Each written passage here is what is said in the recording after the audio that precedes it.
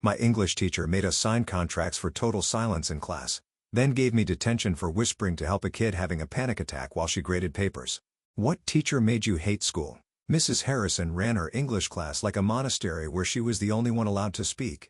She had this theory that teenagers couldn't actually learn while talking because their brains were too underdeveloped to multitask, which she'd read in some outdated education journal from the 90s. Even during group projects, we had to communicate through written notes passed silently between desks. She'd installed this app on her phone that measured decibel levels, and if it went above a whisper, she'd slam her hand on her desk and restart whatever assignment we were doing from the beginning. On day one, she made us sign contracts stating we understood that any verbal communication would result in immediate detention and a call home. She literally gave a kid detention for sneezing too loudly once, saying he did it for attention.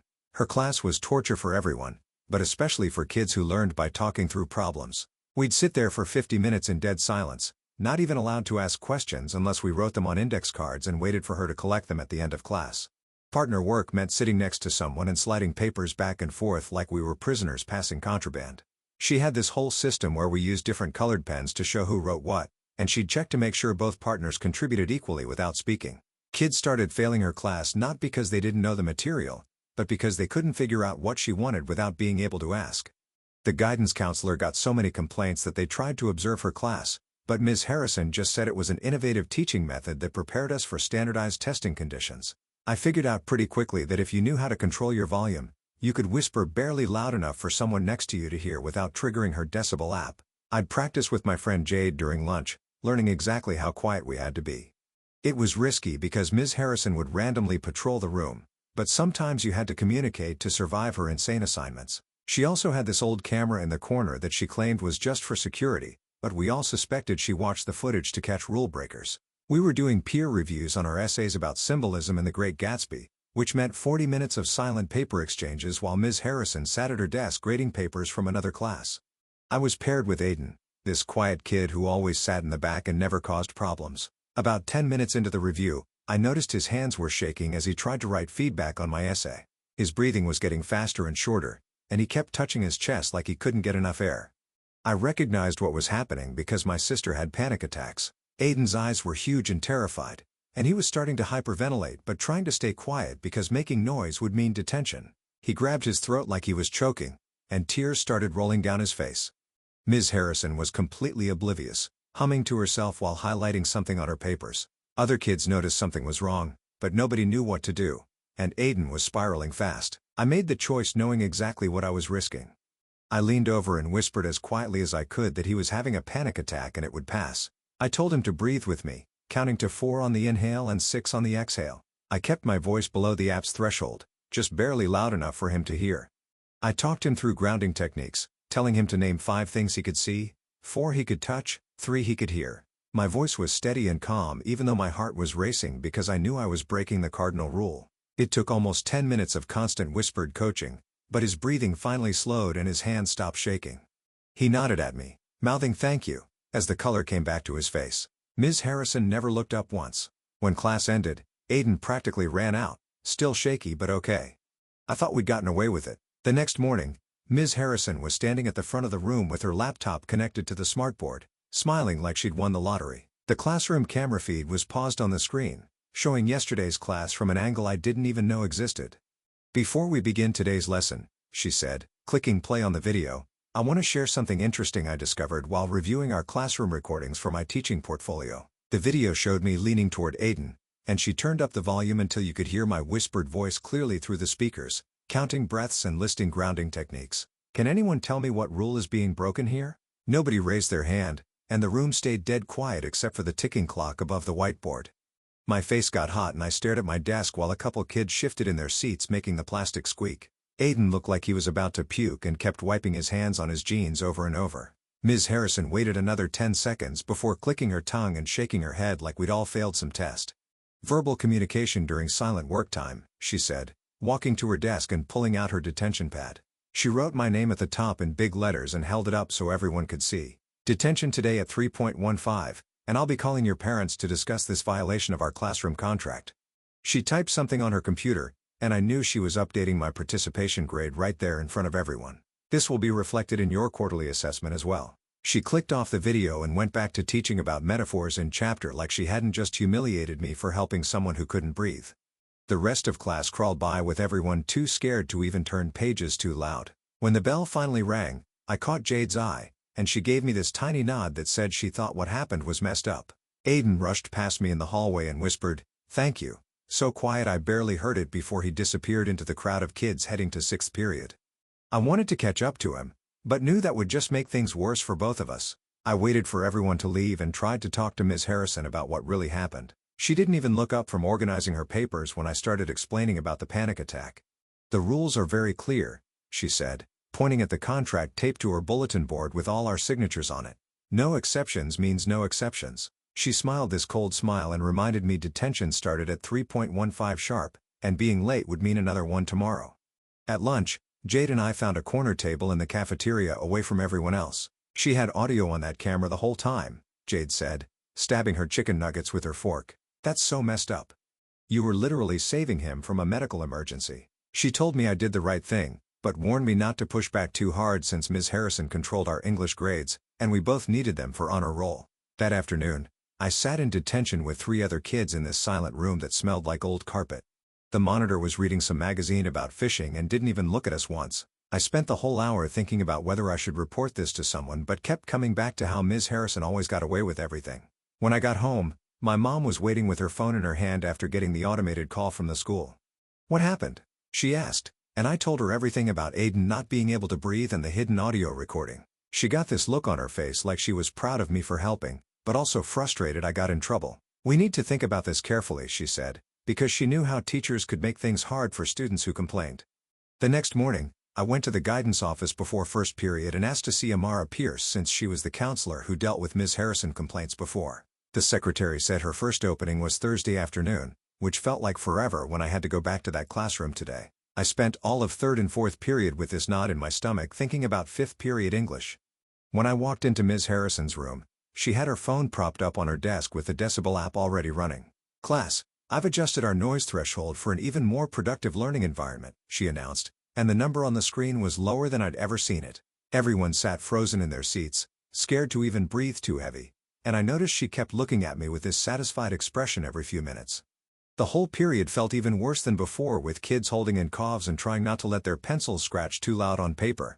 After class, I pulled Jade aside by her locker and asked if she'd write down what she saw with Aiden's panic attack. "Yeah, I'll write something," she said, but then asked me not to mention we practiced whispering at lunch because she couldn't risk getting on Miss Harrison's bad side with college applications coming up. I told her I understood, but it made me feel more alone in this whole thing. The meeting with Amara Pierce came 2 days later in her tiny office next to the main office. She had papers spread across her desk and a legal pad ready when I walked in. I sat in the squeaky chair across from her and started from the beginning with Aiden's panic attack. I described his shaking hands and how he couldn't breathe and the tears on his face. Ms. Harrison measuring silence with a Decibel app while a kid literally can't breathe is peak. I care more about rules than humans' energy. Someone should tell her teaching isn't supposed to be a game of library prison warden. She wrote everything down without interrupting once. When I got to the part about the camera having audio that nobody knew about, her pen stopped moving. She looked up at me with her eyebrows raised. "The contracts we signed didn't mention audio recording," I said. She made a note and underlined it twice. She asked me to write a formal statement about everything that happened. That evening, I sat at my kitchen table with my laptop open and typed for 2 hours straight. I included every detail about Aiden touching his chest and hyperventilating.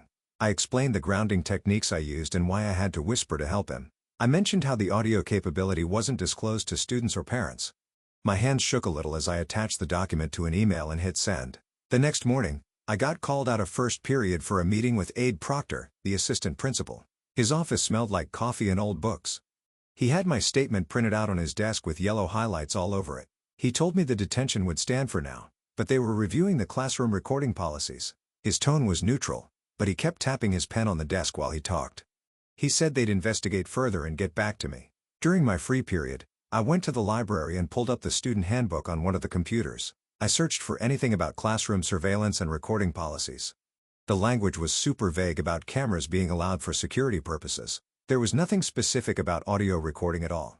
I took screenshots of every page that might be relevant and saved them to my Google Drive. By lunch the next day, word had spread that I got in trouble for helping Aiden during his panic attack. Kids kept coming up to me in the hallway saying they thought what I did was right. But when I asked if anyone would write a statement supporting me, they all looked away and mumbled excuses. Nobody wanted to risk getting on Ms. Harrison's bad side. The social dynamics felt weird and tense. People would whisper when they saw me, but stop talking when I got close. The next English class, Ms. Harrison announced she was rearranging the seating chart for better classroom management. She moved me from my spot near Aiden and Jade to the front corner by the door. She called it a routine change, but everyone knew it was about me. Now I sat isolated where she could watch me constantly from her desk. The message was crystal clear. At lunch 2 days later, Will Preston from the student newspaper found me eating alone by the vending machines. He sat down without asking, and pulled out his phone to record. "I want to write about classroom privacy and surveillance," he said quietly. He thought it was an important issue, but warned me the advisor might not approve anything that singled out a specific teacher. I gave him the basic facts about the audio recording but asked him not to use names yet. He nodded and put his phone away. After school that same day, Aiden caught up with me at the bike racks. He looked around to make sure nobody was watching before he started talking. "I've had panic attacks before but never in class," he said. He explained how scared he was of being labeled as weak or problematic by teachers. He was grateful I helped when nobody else would, but he wouldn't file a complaint because he didn't want the attention. I told him I understood and watched him pedal away quickly. That night I got an email from Amara saying she'd elevated the audio recording concern to district technology staff for review. She'd also reached out to the school nurse about creating an accommodation plan for students with anxiety issues. The plan would allow brief verbal check-ins during medical episodes. It was progress, but it felt super slow. The whole process seemed designed to take forever. 3 days later in English class, someone in the back row knocked their textbook off their desk. It hit the floor with a loud thud, and Ms. Harrison's Decibel app went crazy. She stood up and announced we were starting the entire assignment over from the beginning. We'd been working for 30 minutes already on essay revisions. The collective groan was silent, but you could feel the frustration radiating through the room. Kids were shooting angry looks at her when she turned to write on the board. One girl actually crumpled up her paper before smoothing it out again. The resentment in that classroom was getting thicker every single day. 2 days later, Abe Proctor showed up at our classroom door right before the bell rang. He smiled at Ms. Harrison and said it was just a routine observation for his records. She nodded and straightened her papers while we all exchanged knowing looks. The whole class period turned into a performance where she actually let kids raise their hands to ask questions. She walked around the room helping students instead of sitting at her desk. She even smiled when someone dropped their textbook, saying accidents happen to everyone. Between her helpful comments, she kept mentioning how outside scrutiny could disrupt the learning environment. She talked about how some people didn't understand innovative teaching methods. Every nice thing she did came with a little dig at whoever had complained about her. When the bell rang and Aide left, she went right back to her silent classroom rules. That night, I checked the online grade portal before bed and saw my participation grade had dropped from a B to a C. The comment section said, "Disruptive behavior patterns," which made my stomach drop. My mom saw it on her phone app within minutes and immediately called the school's main office. The secretary told her grade disputes had to go through a formal review process that could take weeks. She had to fill out 3 different forms and submit them to the academic committee for review. The whole system seemed designed to make parents give up before getting anywhere. The next morning, I saw Aiden walking toward the nurse's office with a hall pass. Later, Jade told me Nurse Kemi had pulled him aside after getting some kind of referral from the counselor's office. Aiden came back to class looking calmer than I'd seen him in weeks. He had this little yellow card in his pocket that he kept touching like it was protecting him. During lunch, Whale found me by my locker looking frustrated about something. He told me the newspaper advisor had shot down his story idea about classroom surveillance. The advisor said it was too controversial and could seem like they were targeting a specific teacher. Whale said he might try pitching something broader about student privacy rights without naming names. The school was protecting itself by shutting down any criticism before it could spread. Over the next few days, different classmates started pulling me aside between classes or texting me at night. They all had their own Ms. Harrison horror stories, but nobody wanted to file official complaints. One girl was worried about her college recommendation letters since Ms. Harrison taught AP English too. A guy from 3rd period said his parents would kill him if his GPA dropped over, causing trouble. Everyone was scared of the consequences of speaking up, which I totally understood. Being the one who complained publicly had already cost me a letter grade, and who knew what else. I heard from another teacher that Amara had sent Ms. Harrison a formal memo about medical accommodations. The memo suggested implementing a tap-out card system for students experiencing medical distress. It mentioned allowing brief verbal check-ins during health emergencies and copied Aide Proctor on everything. Ms. Harrison hadn't responded to the memo yet, according to the office gossip. During our next class, I noticed Miss Harrison had started doing something new with her phone. She would walk around the room holding it close to her mouth and speaking really quietly into it. She was making voice recordings of her observations about what students were doing. Everyone pretended not to notice, but we all knew she was building her own evidence since the camera thing was under review. She would pause by certain desks and whisper notes about their work or behavior. It felt like she was documenting everything to use against us later if needed. Things got worse when Jade tried to borrow a pencil from the girl next to her. She whispered as quietly as possible, but the decibel app still caught it and started beeping. Ms. Harrison gave her detention immediately without even asking what happened. That night, Jade texted me saying she couldn't afford any more problems with her GPA on the line. She asked me to understand if she kept her distance in class from now on.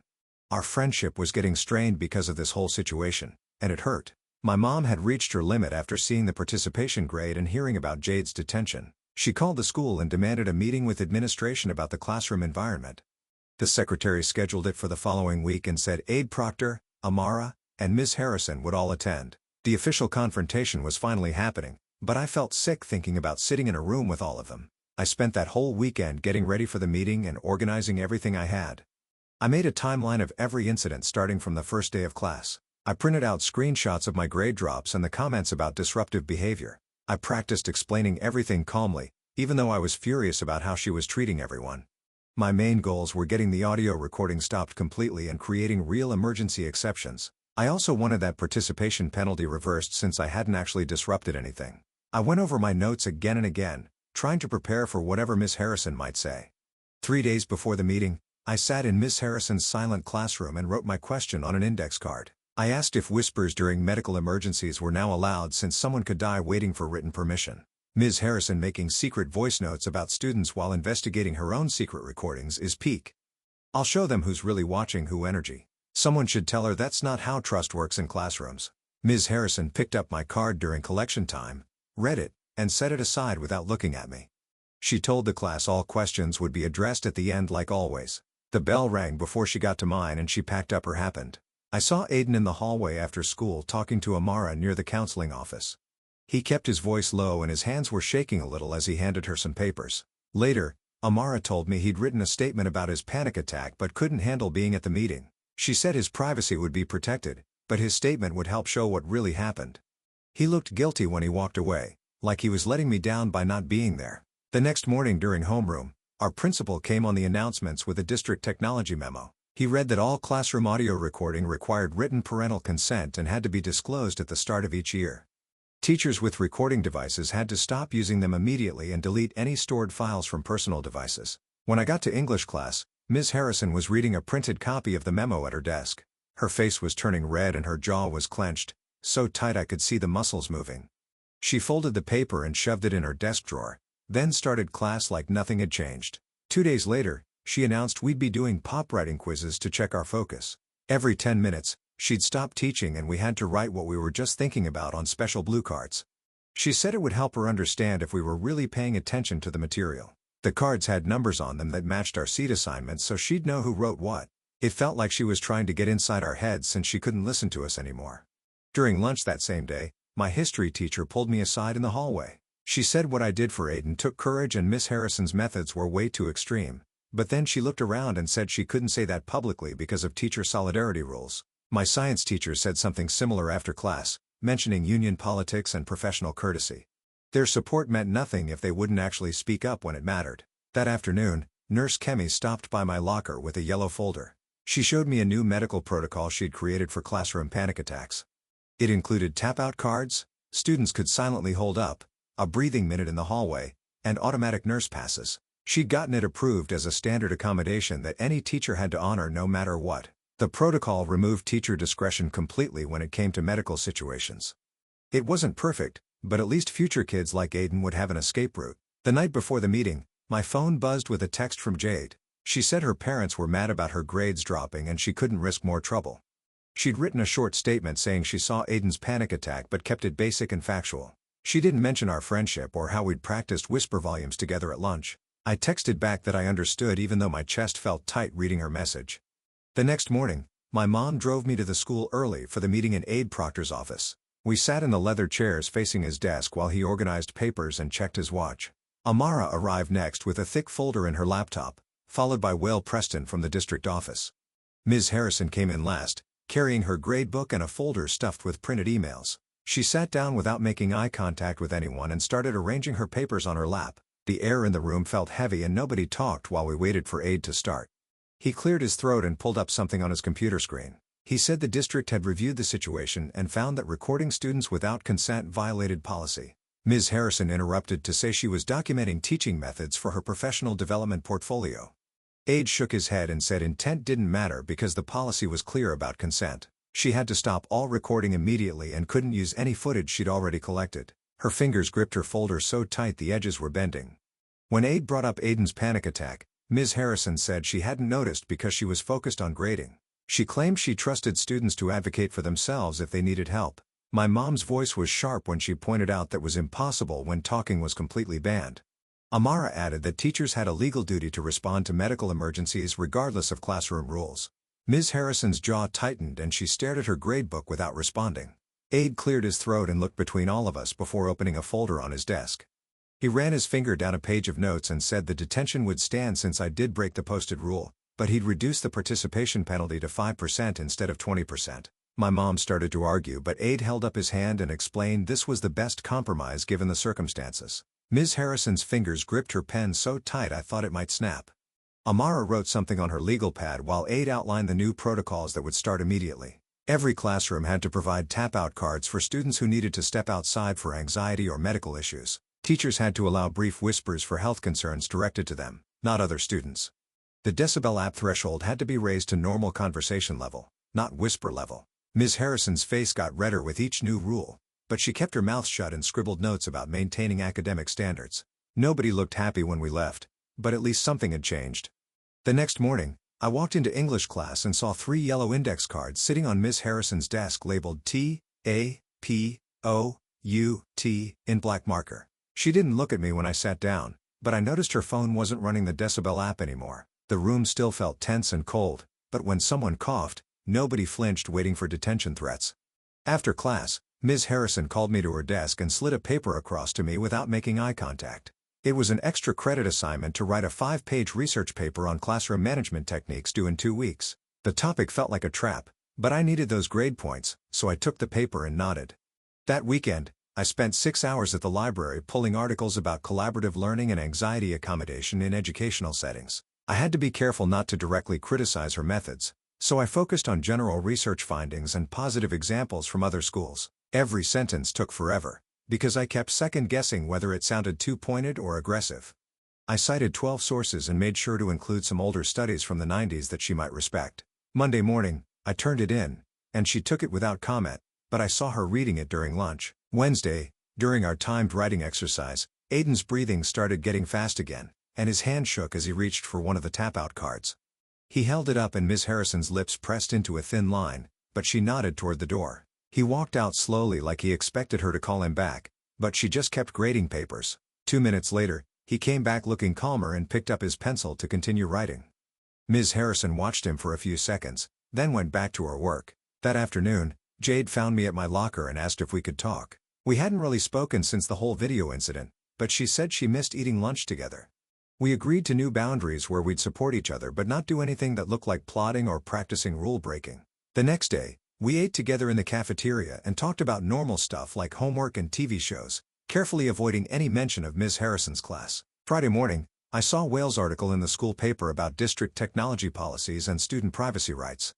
He didn't mention our situation specifically, but anyone who knew what happened could read between the lines about classroom surveillance and recording without consent. A few teachers were talking about it in the hallway, and I heard one say something about needing clearer guidelines. Ms. Harrison started allowing a 1-minute period at the end of class where we could whisper questions about the assignment. It was barely anything but still better than total silence for 50 minutes straight. She stood at the front with her arms crossed during that minute like she was counting down the seconds, but at least we could ask for clarification on confusing instructions. Kids started using those 60 seconds strategically, saving up their most important questions and practicing how to ask them quickly. A month after the whole mess started, I checked my grade online and saw I had a B in English. The participation penalty still hurt, but the extra credit paper and perfect homework scores kept me from failing. The class atmosphere stayed stiff and uncomfortable, but we'd all learned to work within the new system. Aiden used his tap-out card maybe once a week, and nobody made a big deal about it anymore.